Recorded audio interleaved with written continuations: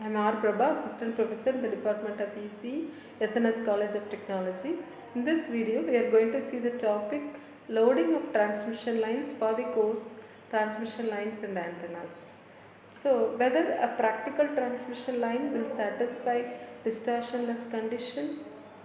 So, this condition for a distortionless condition is not completely possible in practical transmission lines.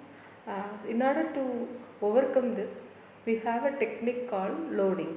So, loading of a transmission lines is used to achieve distortionless condition in practical transmission lines.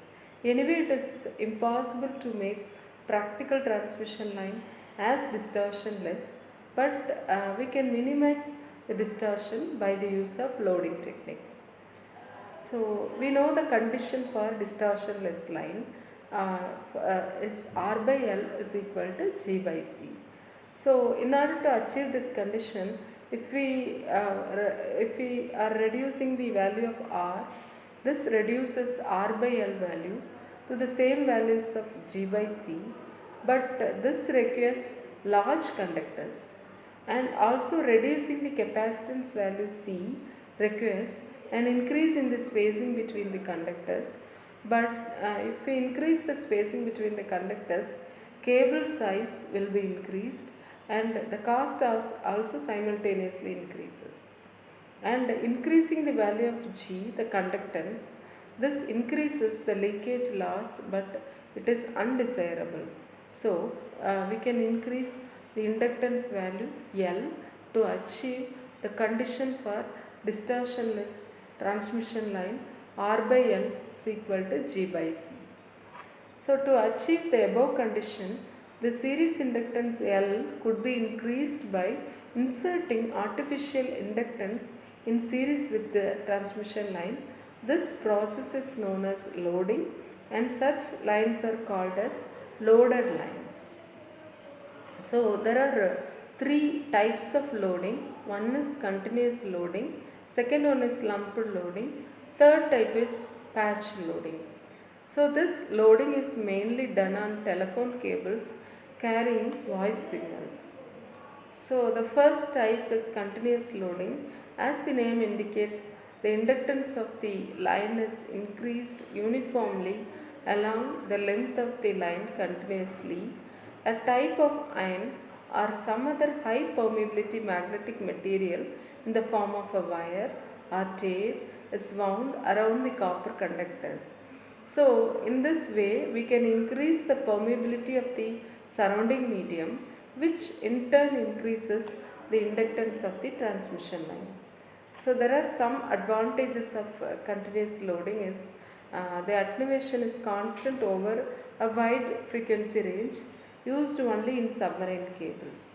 And there are some disadvantages. One is very expensive, possibility of transmission delays, eddy current and hysteresis losses increase with frequency, thus increasing the value of R. And the second type is lumped loading. So in lumped loading, the inductant coils are wound on a toroidal core and inserted periodically in series with the line. So this type of core produces a coil of small dimension, high inductance and low eddy current losses. So lumped loading advantages: large value of inductance is possible with reduced attenuation. Method of loading is also more convenient. Eddy current and hysteresis losses are less. So patch loading employs, the third type, patch loading employs sections of continuous loaded cable separated by sections of unloaded cable. In submarine cables, patch loading is adequate to obtain the required reduction in attenuation. Advantages of patch loading are: advantage of loading can be easily obtained, cost is greatly reduced, there is reduction in attenuation. So now we are going to see the effect of loading on secondary constants, that is characteristic impedance and propagation constant gamma. So effect of loading is the characteristic impedance of the transmission line increases and the attenuation constant is reduced so that we can minimize the distortion. Phase constant beta is increased and phase velocity is reduced.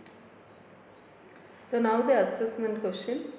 So loading is, we know it is adding of inductance artificially by inserting the inductance on a transmission line, and these lines are loaded lines. We know three types of loading and the disadvantages of continuous loading, advantages of lumped loading we discussed in the PPT, and also we have discussed the effect of loading on the secondary constant, that is characteristic impedance Z0 and propagation constant beta. We have seen the beta value increases, phase constant, alpha the attenuation constant reduces, and the characteristic impedance increases.